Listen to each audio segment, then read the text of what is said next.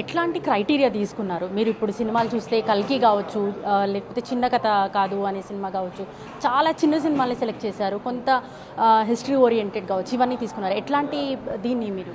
అదే చెప్తున్నా కదండి, ఇప్పుడు అవార్డ్స్ అంటే ఏ ఒక కంటెంట్ ఓరియంటెడ్ ఫిల్మ్సే లేకపోతే అలాగని కాదు. According to us we thought even ఒక కమర్షియల్ ఫిల్మ్, ఒక సినిమా కొన్ని కోట్ల వేల కోట్లు కలెక్ట్ చేస్తుంది, ఇట్స్ ప్రాపర్ కమర్షియల్ సినిమా అని అన్నా కూడా that also needs lot of effort, that also has to be recognised.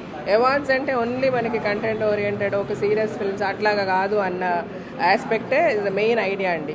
So every అన్ని ఆస్పెక్ట్స్లో అన్ని కోణాల్లో కమర్షియల్ చూసాము, మాసు చూసాము, కొత్తగా ఒక కొత్త టాలెంట్ వచ్చి డెబ్యూగా ఇంత బాగా చేశారన్న ఆస్పెక్ట్ చూసాము, లైక్ ఆల్ హ్యూమన్ ఎమోషన్స్ని ఎట్లా టచ్ చేశారన్న ఆస్పెక్ట్ చూసాము, అండ్ టెక్నికల్గా చూసాము. ఇలాగ అన్ని సైడ్స్ నుంచి దానికి తగ్గట్టుగా కేటగరైజ్ చేసుకొని అవార్డ్స్ ఇవ్వడం జరిగింది.